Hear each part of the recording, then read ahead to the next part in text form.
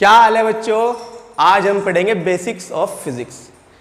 11th और 12th के बच्चों के लिए ये बहुत ही इंपॉर्टेंट टॉपिक है, क्योंकि बच्चों के कॉन्सेप्ट बहुत ही ज़्यादा वीक होते हैं, जिस वजह से वो परफॉर्म ही नहीं कर पाते और ना ही किसी कॉन्सेप्ट को तरीके से समझ पाते हैं। तो आज हम यही सारी प्रॉब्लम का सोल्यूशन यहाँ पर देखेंगे बेसिक्स ऑफ फिजिक्स की फॉर्म में। तो सबसे पहले हमें यहाँ पे पढ़ना क्या है? हमें सबसे पहले जानना होगा फिजिकल क्वांटिटीज के बारे में।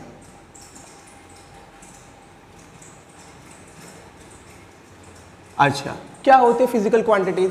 इस फिजिकल वर्ल्ड को समझने के लिए जिन भी हम क्वांटिटीज का यूज करते हैं उन्हीं सबको फिजिकल क्वांटिटीज बोलते हैं। जैसे अब आप मान लें स्कूल में जा रहे हो और स्कूल में आपको पढ़ाई करनी है, तो आपके घर वाले, आप घर वालों से पूछोगे भाई कितनी देर पढ़ेंगे हम, तो आप बताओगे 5 घंटे, 4 घंटे या 3 घंटे।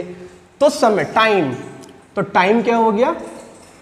फिजिकल क्वांटिटी हो गई। आप कितनी देर पढ़ेंगे ये जानने के लिए क्या यूज करेंगे? हम टाइम का यूज करेंगे। अच्छा, अब आपको मेरठ जाना है, तो मेरठ कितनी दूर है ये समझने के लिए हम किस फिजिकल क्वांटिटी का यूज करते हैं? डिस्टेंस का। ठीक है। और आप कितनी तेजी से जा रहे हैं ये जानकारी लेने के आप किसका यूज करते हैं? स्पीड का। तो जो भी फिजिकल क्वांटिटीज होती है ये फिजिकल वर्ल्ड को हमें समझने में मदद करती है। तो शुरुआत फिजिक्स की यहीं से होती है। तो अब जरा इनको समझते हैं अच्छे से। अच्छा, जो फिजिकल क्वांटिटीज होती हैं वो 2 टाइप की होती हैं। वैसे रिलेटिवली 3 टाइप की होती है, पर नॉर्मली हम 2 टाइप की पढ़ते हैं। कौन कौन सी? एक होती है स्केलर, एक होती है वेक्टर। बेसिकली आप ये 2 ही पढ़ती हो, पर एक तीसरी भी होती है टेंसर। अच्छा, क्या है ये? अब ऐसे समझो बेटा, जैसे ह्यूमन है, ह्यूमन कितने टाइप के होते हैं? 2 टाइप के, मेल और female.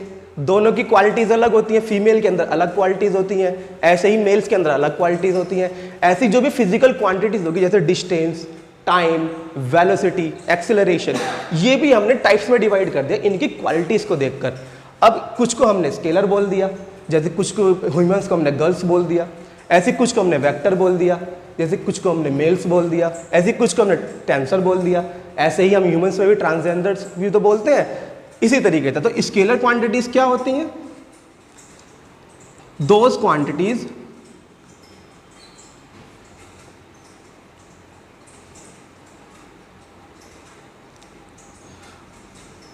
For their full information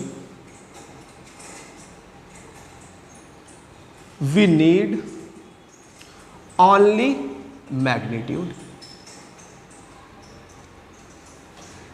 physical quantities में जो स्केलर होती हैं, स्केलर वे क्वांटिटीज होती हैं जिनकी कंप्लीट इंफॉर्मेशन के लिए हमें सिर्फ और सिर्फ मैग्नीट्यूड चाहिए। अच्छा, अब आपके मन में थॉट प्रोसेस आया होगा एक, ये मैग्नीट्यूड क्या चाहिए? तो मैग्नीट्यूड को हम बोलते हैं न्यूमरिक वैल्यू। क्या बोलते हैं? न्यूमरिक वैल्यू बोलते हैं। समझ में आई बात? कैसे? एग्जांपल दो जी सर, ऐसा समझ में नहीं आया हमारे तो। बिल्कुल देंगे। क्या न्यूमरिक वैल्यू? अब आपसे किसी ने पूछ दिया कि हमें मेरठ से मुजफ्फरनगर जाना है, तो किसी ने पूछा भाई मेरठ से मुजफ्फरनगर की डिस्टेंस बताओ, तो डिस्टेंस आप क्या बताओगे? चलो सपोज करते हैं कि मेरठ से मुजफ्फरनगर की डिस्टेंस आपने किसी को बता दी कि भाई ये 50 किलोमीटर। क्या बताओगे? 50 किलोमीटर। जो आपने ये 50 किलोमीटर बताया है यही मैग्नीट्यूड है।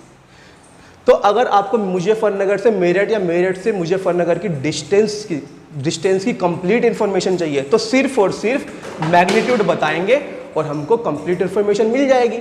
50 किलोमीटर के अलावा आप कुछ और नहीं बताओगे डिस्टेंस से रिलेटेड कंप्लीट इंफॉर्मेशन देने के लिए, क्योंकि जरूरत ही नहीं है। क्या बताओगे? और बताओ 50 किलोमीटर है दोनों की डिस्टेंस, इतना ही तो इनफ है। ओके, अब ये जो 50 है इसमें आप देखोगे किलोमीटर भी आया है, इसको बोलते हैं यूनिट। और ये 50 है, ये है न्यूमरिक वैल्यू। ठीक है, इस न्यूमरिक वैल्यू की बिना यूनिट के कोई वैल्यू नहीं है। अगर आप सिर्फ 50 ही बोल दो यहां पर, तो क्या 50 तो मीटर भी हो सकते हैं, 50 तो सेंटीमीटर भी हो सकते हैं, 50 तो मिलीमीटर भी हो सकते हैं। तो हम कैसे प्रॉपर बताएंगे? तो हमें विद यूनिट बताना पड़ेगा। क्या बताना पड़ेगा? With unit. तो हम कहेंगे जो मैग्नीट्यूड होता है ये न्यूमेरिक वैल्यू होती है विद यूनिट। तब हम बात करेंगे ये सब कौन सी क्वांटिटीज है? स्केलर क्वांटिटीज है।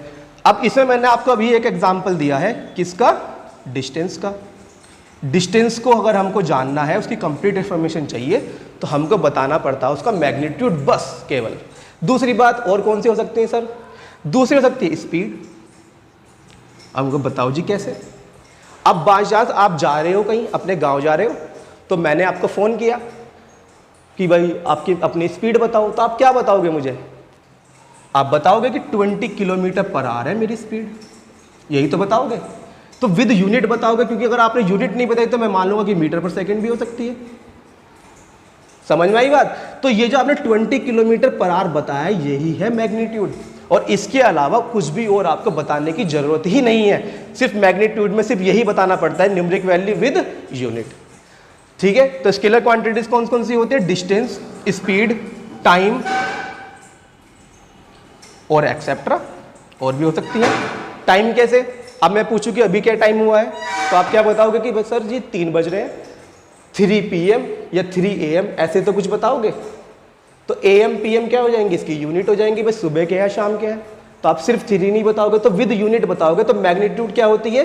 Numeric value with unit. और सिर्फ मैग्नीट्यूड बताकर हमें उस क्वांटिटी की फुल इंफॉर्मेशन मिल जाएगी, उसके बाद कोई भी नीड नहीं पड़ेगी। इनको बोलते हैं स्केलर क्वांटिटीज। समझ में आया? अब आगे चलते हैं।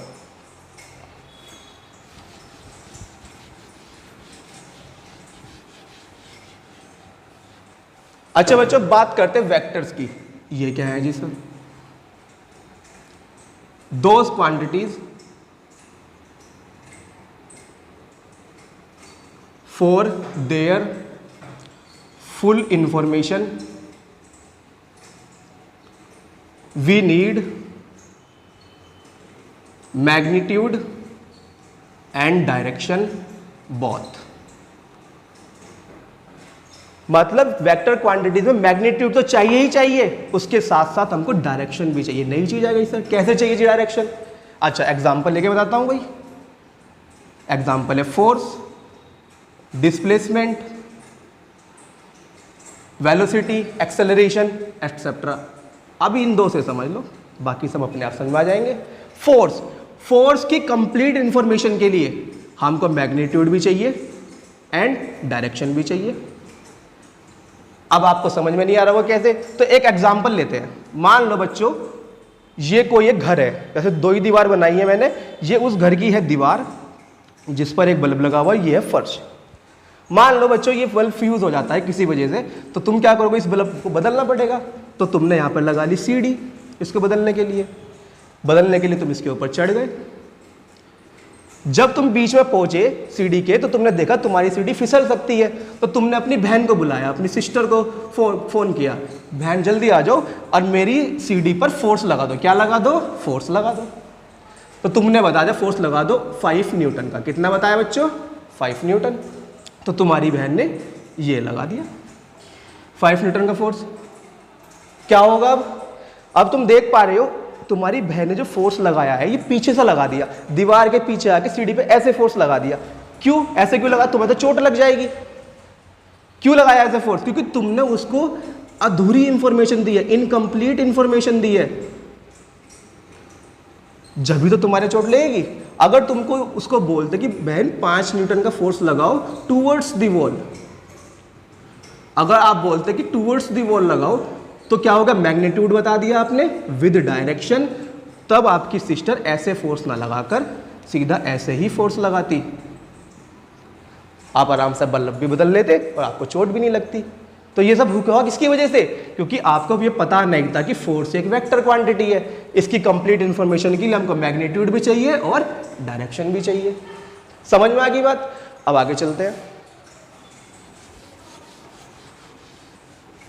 अच्छा बच्चों, डिस्प्लेसमेंट में भी हमको डायरेक्शन विद मैग्नीट्यूड चाहिए। कैसे चाहिए? एक एग्जांपल से इसको भी समझ लो। मान लो बच्चों 4 डायरेक्शन है, east, west, north and south. आपका घर बिल्कुल बीचों बीच है यहाँ पर, ऐसे मान लो। आपका कोई घर खेत है, खेत यहाँ पर है कहीं आपके घर से 5 किलोमीटर की डिस्टेंस पर आपके खेत है। अब आपका कोई फ्रेंड आपके घर आपसे मिलने के लिए आया, आप घर पे हो नहीं, तो आपकी मम्मी से उसने पूछा, क्या पूछा कि आप मेरा दोस्त कहाँ है? तो आपकी मम्मी ने बताया बेटा वो तो खेत पर गया है, अपने फील्ड्स पर गया अपने। अच्छा, तो उसने पूछा भाई आंटी जी खेत कितनी दूर है? तो उसकी मम्मी ने बताया भाई 5 किलोमीटर दूर है भाई हमारे खेत। तो ठीक है भाई, वो चल पड़ा घर से। वो कभी इधर जा रहा है, कभी यहाँ जा रहा है, कभी ऐसे जा रहा है, कभी ऐसे जा रहा है, कभी ऐसे जा रहा है, बार बार जा रहा है, कहीं कहीं से मिल ही नहीं पा रहा। वो क्यों नहीं मिल पाया? वो ये तुक्के की बात है कि वो यहाँ चला जाए, ये तुक्के की बात है। उसकी मम्मी को उसकी मम्मी ने आपके दोस्त को गलत इन्फॉर्मेशन दी, मतलब इनकम्प्लीट इन्फॉर्मेशन दी है, सिर्फ और सिर्फ मैग्नीट्यूड ही बता दिया, जबकि डिस्प्लेसमेंट कैसी क्वांटिटी है? वेक्टर क्वांटिटी है। उन्हें बताना चाहिए था कि बेटा 5 किलोमीटर दूर है हमारे खेत, टूवर्ड्स द ईस्ट, पूर्व की ओर जाना है आपको। तो आप प्रॉपर एक ही डायरेक्शन में चलते और सीधा ही उसे खेत में पहुंचकर अपने दोस्त से मिल लेते। इसी वजह से जो डिस्प्लेसमेंट है एक वेक्टर क्वांटिटी बन गई। ओके बच्चों, आगे चलते हैं। अब बात करते हैं बच्चों टेंसर की। देखो जैसे ये 10th क्लास तक के बच्चों को इसकी कोई नीड नहीं है, कोई नीड नहीं है। ये बच्चे 11th क्लास में एक चैप्टर आता है आपका स्ट्रेस और strain, mechanical properties of matter के नाम से। उसमें आप पढ़ते हो स्ट्रेस और स्ट्रेन।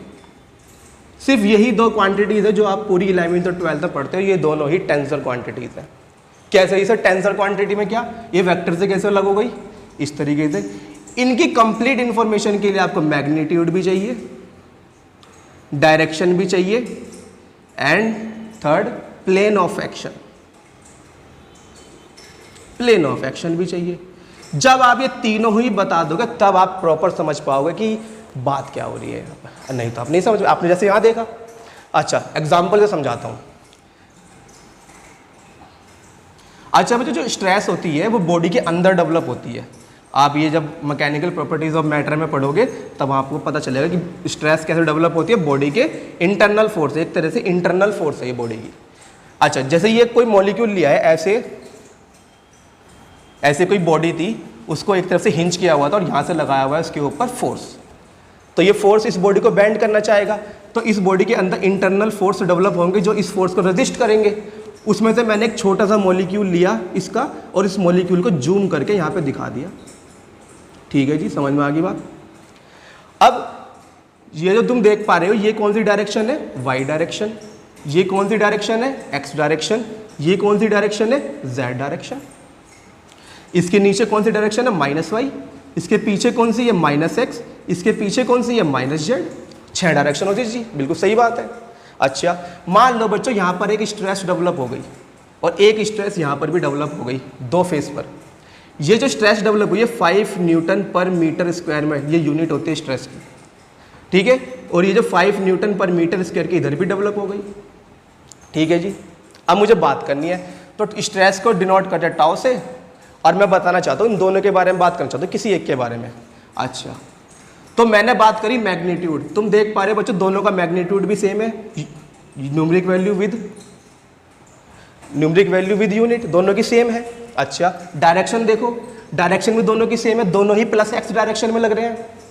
तो तुम कैसे डिफरेंस करोगे इन दोनों के बीच में कि इसकी बात कर रही है इसकी बात चल रही है? तो इन दोनों को अलग अलग कौन करता है? Plane of action. कौन करता है? प्लेन। तुम क्या कहोगे सर ये तो ऊपर छत पर लगा हुआ है और ये वाला नीचे फर्श पर लगा हुआ है, तो इसे लिखने का क्या तरीका होगा? इसे लिखने का तरीका ये होगा, यहाँ पे हम लिखेंगे डायरेक्शन और यहाँ पर लिखेंगे हम प्लेन, और तब हम बताएंगे ये कितनी वैल्यू है इसकी। कैसे सर? डायरेक्शन कौन सी है इसकी? Plus x. और कौन से, मान लो इस वाले की बात करनी है हमको, ये कौन से प्लेन पर लगा हुआ है?